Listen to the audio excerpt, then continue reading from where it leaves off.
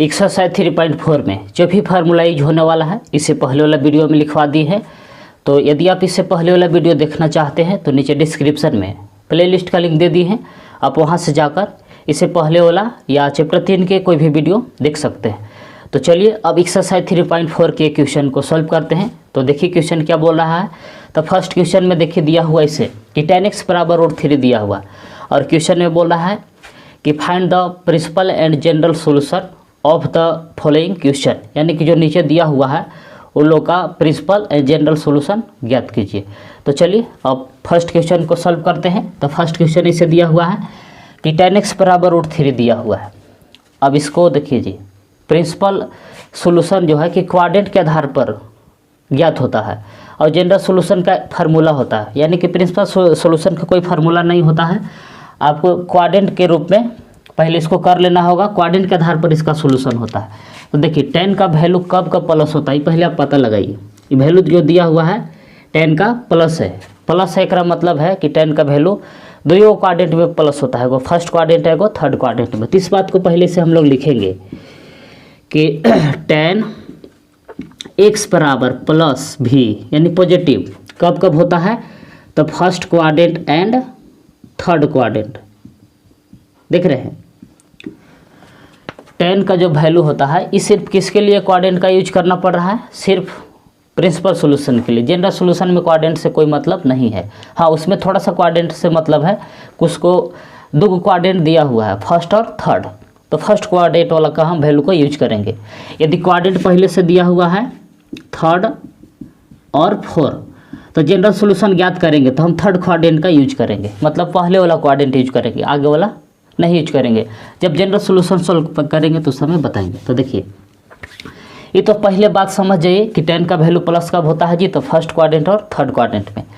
तो इसको tan का जो वैल्यू है इसको फर्स्ट क्वाड्रेंट और थर्ड क्वाड्रेंट दोनों में करना होगा और जो वैल्यू आएगा वही हो जाएगा प्रिंसिपल सोल्यूशन। तो देखिए tan x बराबर, अब देखिए कि tan में किसका मान √3 होता है, तो tan π/3 यानी कि tan 60 डिग्री का मान होता है √3। तो यानी कि √3 की जगह पर हम इसे लिख सकते हैं कि tan 60 डिग्री, लेकिन डिग्री में नहीं लिखा जाता है, रेडियन में लिखा जाता है। तो tan x जैसे था वैसे और √3 की जगह पर हम क्या लिख दिए tan π/3, क्योंकि tan π/3 का मान ही √3 होता है।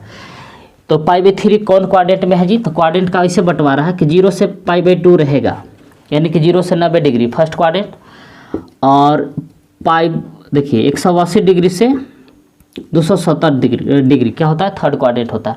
तो फर्स्ट क्वाड्रेंट में है, यानी कि वो क्वाड्रेंट में हम इसको कर लिए और अब इसी को थर्ड क्वाड्रेंट में ले चलिए। तो थर्ड क्वाड्रेंट में कब जाएगा ये, कैसे कि tan पाई प्लस थीटा बराबर होता है tan थीटा।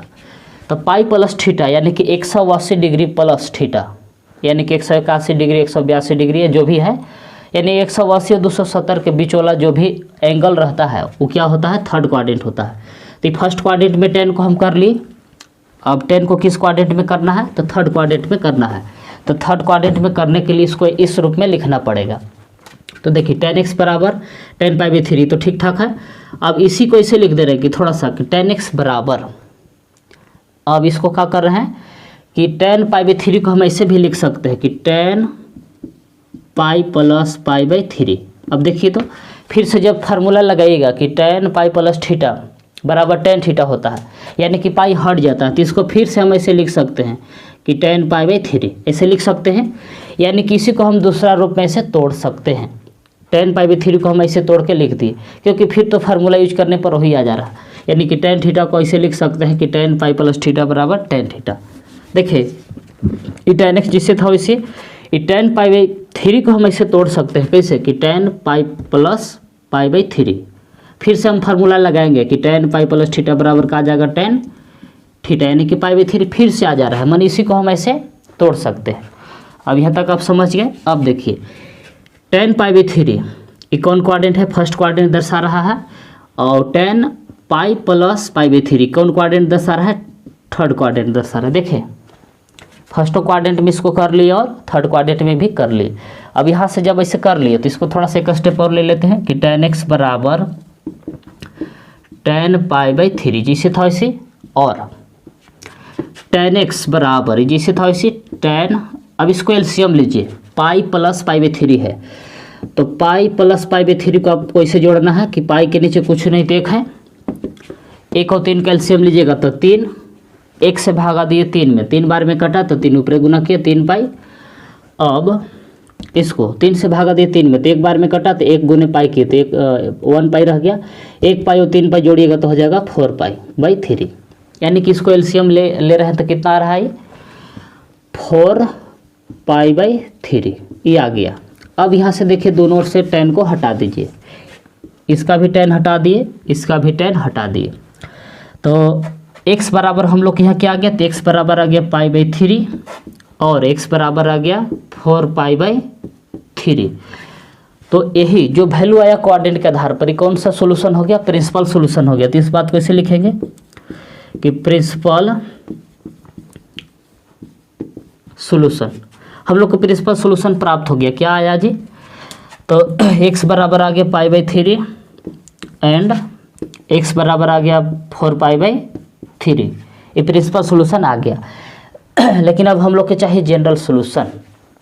तो जनरल सोल्यूशन के लिए देखिए क्या करेंगे, तो इसे लिखेंगे कि जनरल सोल्यूशन। अब यहाँ से देखिए जनरल सोल्यूशन के लिए हम फार्मूला आप लोग कैसे बताए हैं कि tan x बराबर tan y रहता है, क्या रहता है जी, tan x बराबर tan y के रूप में रहेगा। तो उसको इसे लिखते हैं डायरेक्ट कि x बराबर n पाई प्लस y, ऐसा फार्मूला है जनरल सोल्यूशन के लिए। तो अब यहाँ देखिए दो का यहाँ है कि tan x बराबर tan पाई बाई 3 यहू है और tan x बराबर tan 4 पाई बाई 3 है। तो अब दोनों में से हम किसको लिखें, कोई एक ही को लिखना है।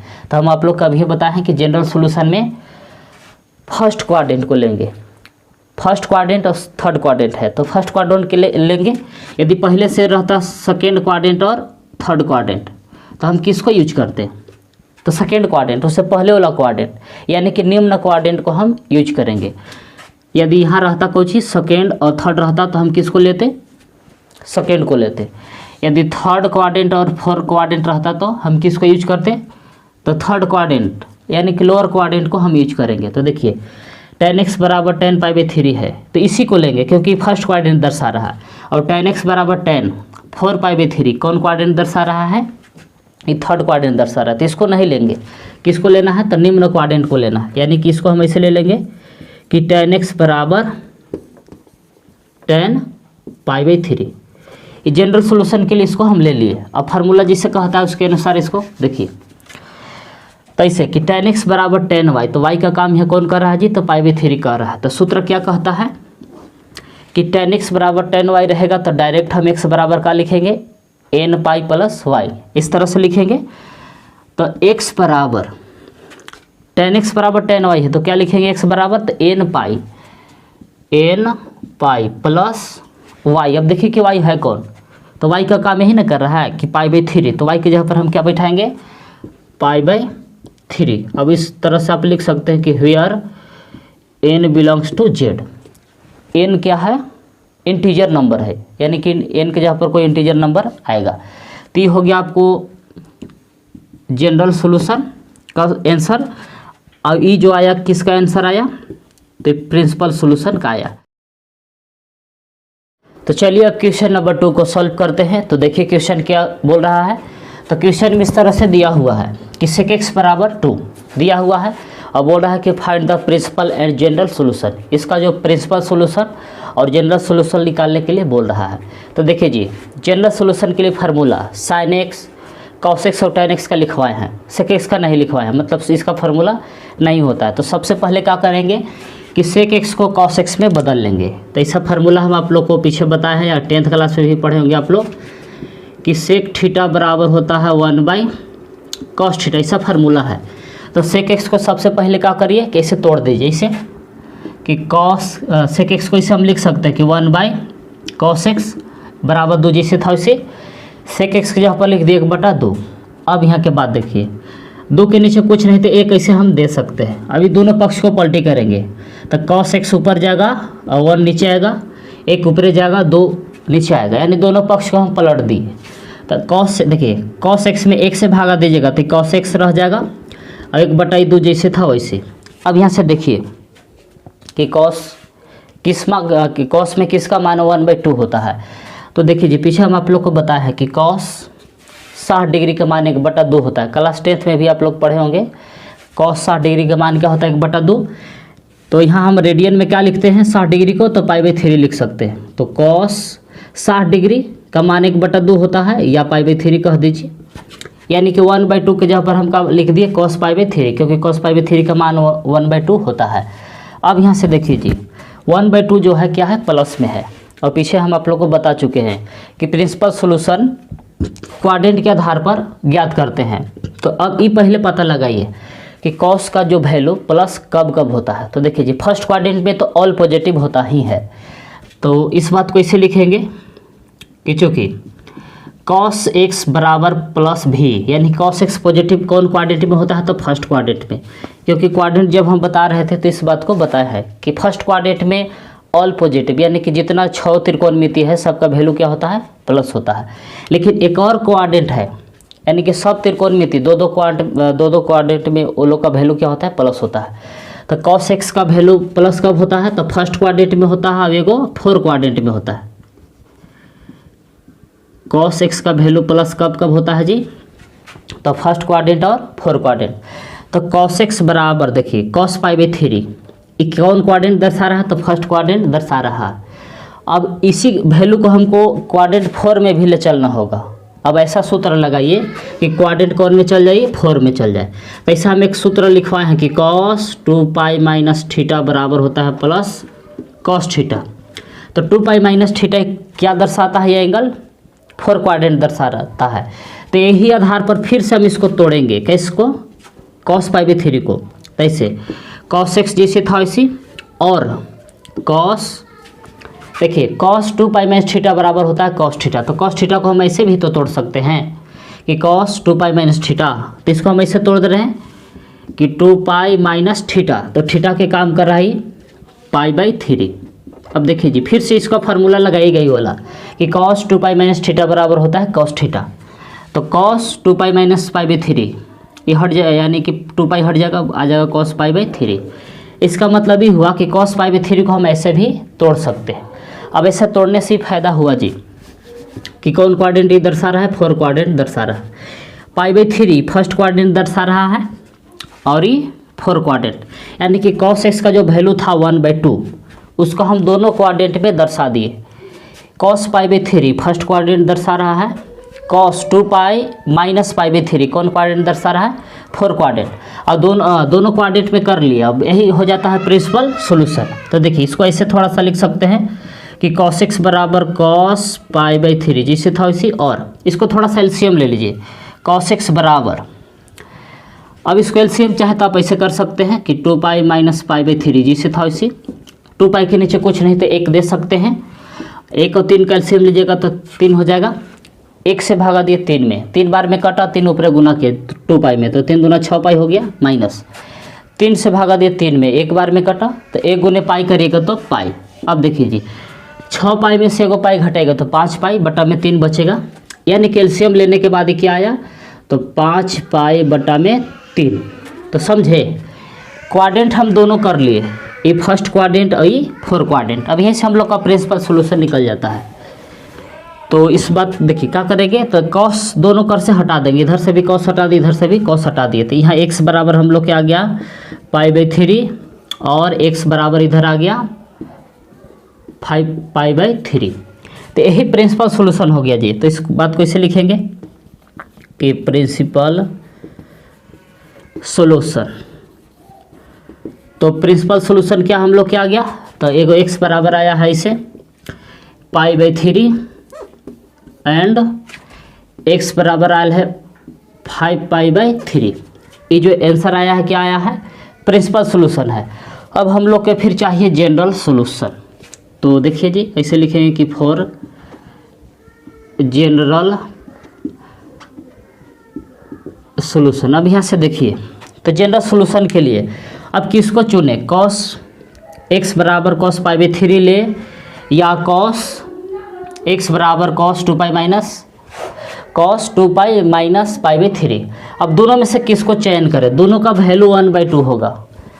कॉस पाई बाई 3 का भी मान 1/2 होगा और कॉस 5 पाई/3 का भी मान 1/2 होगा। तो अब ये दोनों में से जनरल सॉल्यूशन के लिए हम किसको चुने, तो देखिए जी जो क्वाड्रेंट पहले आता है उसको चुनते हैं। तो देखिए cos pi by 3 first quadrant दर्शा रहा है, cos 2 pi minus pi by 3 या कहिए कॉस 5 पाई/3, ये 4 क्वाड्रेंट दर्शा रहा है। तो 4 से पहले कौन आता है, फर्स्ट आता है, तो हम फर्स्ट क्वाड्रेंट को लेंगे। यदि दो क्वाड्रेंट सेकेंड और क्वाड्रेंट 4 रहता तो हम किसको चुनते, तो 4 से पहले आता है 2, तो 2 क्वाड्रेंट वाला को हम लेते।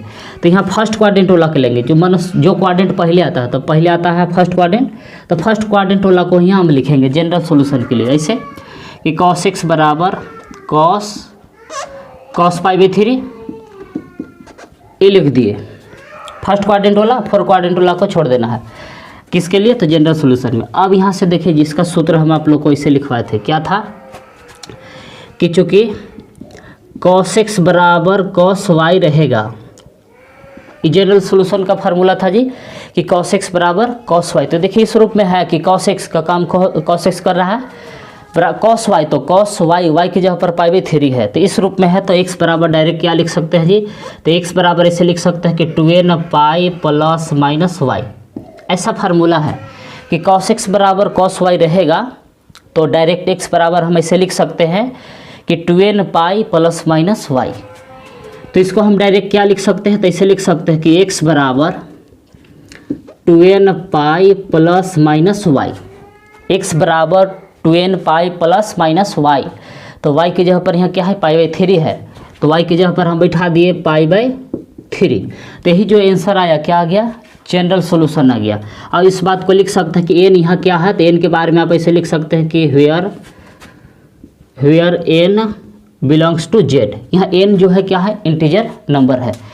तो जो आया से हम लोग को क्या आया, जनरल सॉल्यूशन आया, और यहाँ जो आया है क्या आया है, प्रिंसिपल सॉल्यूशन। तो देखिए प्रिंसिपल सॉल्यूशन जो है कि क्वाड्रेंट के आधार पर आता है, और जनरल सॉल्यूशन है तो जनरल सॉल्यूशन भी थोड़ा सा क्वाड्रेंट लास्ट में ध्यान देना है कि जो क्वाड्रेंट पहले आता है वो उसी को लेना है। अभी तो यहाँ काम चल जाएगा, लेकिन जब अगला क्वेश्चन को सॉल्व करेंगे तो आप लोग गड़बड़ाने लगेगा। क्वाड्रेंट अभी जो हम रूल बता रहे हैं वही काम करेगा आपको। तो चलिए वीडियो करो कि आप लोग इसको भी लिखिए।